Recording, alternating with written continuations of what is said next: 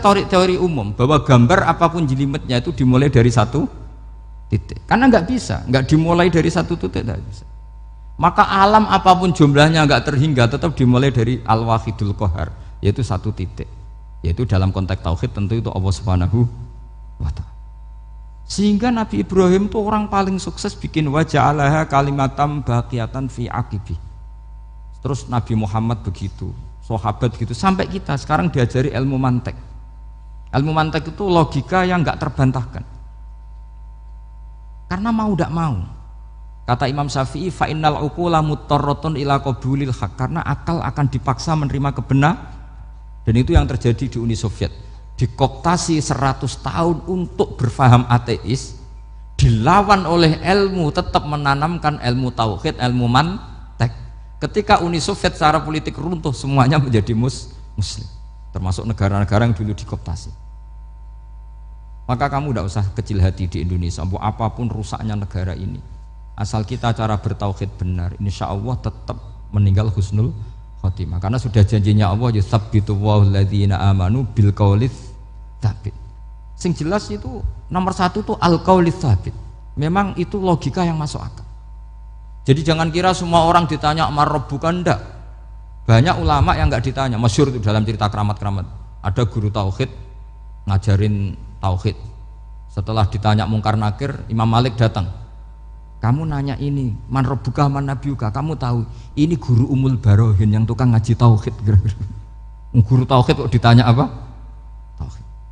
Malaikatnya enggak jadi tanya. Dan saya percaya cerita-cerita seperti itu karena secara umum itu ala inna auliya Allahi la khaufun alaihim walahum yahzanun lahumul busyra fil hayatid dunya wa fil akhirah. Artinya kalau wali itu kok ditanya mungkar nakir berarti ngalami ketakutan. Karena di situ kan digambarkan mungkar nakir itu sewangar, bawa godam. Kalau yang tanya nggak bisa dipukul sampai ajur sak walang-walang. Pokoknya ceritanya kan seru seperti itu. Nah itu kalau betul begitu terus ayat la khaufun alaihim walahum yahzanun kayak apa? Makanya dalam kitab Nasoihul Ibad itu ada cerita ini. Sampean boleh nggak sependapat dengan saya, tapi semoga nasib sampean nanti digebuki malaikat. Karena orang itu akan mengalami seperti yang dirasakan. Ana indadzoni abdibi. Saya tidak bayangkan akan mengalami itu. Makanya saya ini ngajar tauhid terus. Paling tidak kalau ditanya marabbuka manabuka, sampean tahu profesi saya. Saya ini pengajar tauhid. Dan biji saya 9. Dulu saya di MGS, kalau ada teman bijinya tauhid kok 4, terus ke ahli swarga, tauhidnya jeblok. Dari kalau bijinya 4 terus ke ahli swarga, tauhidnya apa? Jeblok. Tapi yang bijinya 9, ya ahli swarga, tauhidnya itu saya dulu bijinya 9. Terus 9 terus sampai tamat. Karena nggak ada biji 10. Karena kalau 10 itu kan terlalu sempurna, nggak baik lah manusia kok sempurna gitu. Jadi sudah 9 aja kan gitu. Tapi sebetulnya pantasnya ya dapat 10. Mergo saake, mergo tenan tidak tahu saya. Di Nasoihul Ibad itu ada cerita gini dan saya percaya itu. Di sarahnya itu. Juga di sarah apa itu yang di sarah Syekh Nawawi itu. Pokoknya saya kalau ingat Raden Asnawi pasti ingat Syekh Nawawi. Saya tidak memastikan apa murid guru apa saling istifadah, yang jelas itu teman dekat, teman fil ilm. Sayyidina Ali itu pernah minta kasaf sama Allah. Saya percaya tidak semua orang ngalami marabbuka ditanya itu. Ya Allah, saya minta kasaf itu ngerti alam gaib. Ingin tahu Umar. Jadi diam-diam Sayyidina Ali itu ya mangkal sama Sayyidina. Wong kok kerase ngono. Angger wong kok tahu disentak. Jajal wani nyentak malaikat ora itu kata Sayyidina. Jadi dia minta kasaf karena kenangannya dia melihat Umar itu semua orang pernah disentak sama Sayyidina Umar itu. Maka Sayyidina Ali minta kasaf. Ya Allah, saya ingin melihat Umar menghadapi mungkar nakir. Masih garangkah apa enggak? Itu dah itu minta kasaf. Pas kasaf beliau bangun dari kubur, duduk, dilihat sama Sayyidina Ali ini ngalami kasaf. Sama ndak usah tanya, ndak wali kok tanya, ya sudah pokoknya percaya aja. Akhirnya malaikat mungkar nakir datang. Itu di situ digambarkan matanya itu kalkidril mughalla, kayak apa itu panci yang dibakar. Wah, so seru. Seneng Sayyidina Ali. Baru ini kamu akan takut gitu. Tapi ternyata enggak. Umar bangkit disentak orang tua itu. Kamu tahu menghadapi siapa? Yang sopan. Oh, ada sontak. Kaget malaikatnya itu karena nggak pernah ngalami disentak. Mungkin itu pertama. Kaget. Memangnya kamu siapa? Saya ini teman kekasih Tuhanmu. yang diandalkan temannya sebenarnya bukan dia. Ana sohibu habibillah, saya ini temannya kekasihnya Allah. Jadi dia ngandalkan temannya sebetulnya, bukan ngandalkan dirinya. Oh kamu temannya Nabi Muhammad? Iya saya Umar temannya Nabi Muhammad. Kamu harus hormat sama temannya kekasih Allah. Wah terus mulai itu, akhirnya matur Allah, ya Allah, apakah prosedur seperti ini bisa dinego? Terus sama Allah, oh iya katanya, kamu kalau menghadapi kekasih saya ya jangan seperti itu katanya. Semenjak itu beliau sopan santun, dua mungkar nakir katanya. Jadi ini berita gembira. Jadi sebetulnya itu enggak, tapi kita ini kan enggak punya nyali nyentak mungkar nakir. Semoga dengan gelar kita doktor tafsir, doktor tauhid gitu, atau paling enggak guru kutsiyah tauhid gitu, atau siswa terbaik dalam materi tauhid itu harus kamu bawa status. Jadi sehingga nanti ini saya ranking 1 tauhid, masa masih ditanya marbuka waman nabiuka. Dan itu menurut saya sah. Sama nggak usah protes takbirin tiga, susah usah takbiran. Pokoknya takbirnya adalah wali-wali itu la khaufun alaihim walahum ya, mereka tidak akan mengalami ketakutan baik kehidupan dunia maupun kehidupan akhirat.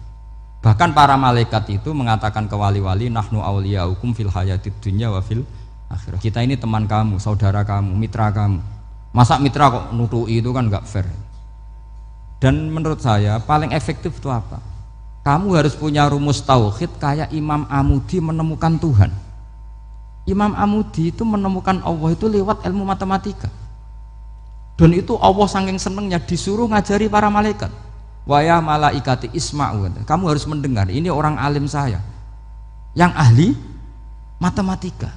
Tapi justru itu ngerti bahwa asal usul alam itu minal wahidil qahar, dari zat yang satu. Akhirnya Imam Amudi mulai ngajar tuh nisbatus naini wassalah sawal arba'ah ila mana nihayatalaha iku kabeh iku far'ul wahid. Akhirnya malaikat mandok-mandok. Nah iman seperti itu akan setingkat keyakinannya dan keakurasiannya sama dengan imannya para malaikat. Makanya Nabi ngendikan tu baliman amanabi walam yaroni. Sebagian riwayat disebut sab amarot. Nabi ngendikan sampai 7 kali. Benar-benar keren orang yang tidak melihat saya kemudian iman kepada apa yang bisa menemukan itu? Hanya akal. Misalnya contoh paling gampang ya yang dialami para ulama. Ya saya ulang lagi, yang dialami para ulama ketika menemukan ilmu ya yang menjadikan mereka mahabbah Rasulullah Shallallahu Alaihi Wasallam. Nabi itu paling suka itu sholat. Nabi itu paling senang sama sholat. Wa qurratu aini fi sholat. Terus beliau ngintikan as-sholatu imaduddin. Terus beliau kalau muji sholat itu sundul langit. Sampai beliau kalau banyak masalah itu bilang ke Bilal, arikhna ya Bilal, saya kasih istirahat. Itu maknanya mau sholat. Semuanya sholat. Pertanyaannya adalah, apakah mungkin seorang raja yang ambisi jadi raja kemudian yang dikampanyakan adalah orang supaya sholat? Tentu kalau Nabi seorang raja, beliau akan kampanye gimana? Narik upeti kayak apa, narik pajak kayak apa, biar Nabi kaya. Enggak. Nabi itu paling tersiksa kalau orang tidak sholat, tersiksa kalau orang tidak sujud. Loh, kalau beliau seorang raja, ngapain mempopulerkan sholat? Maka makna sholat imaduddin adalah sholat itu tiang agama. Maknanya tiang agama, kamu akan tahu betul kalau dia seorang nabi. Karena apa? Yang diajarkan adalah sholat.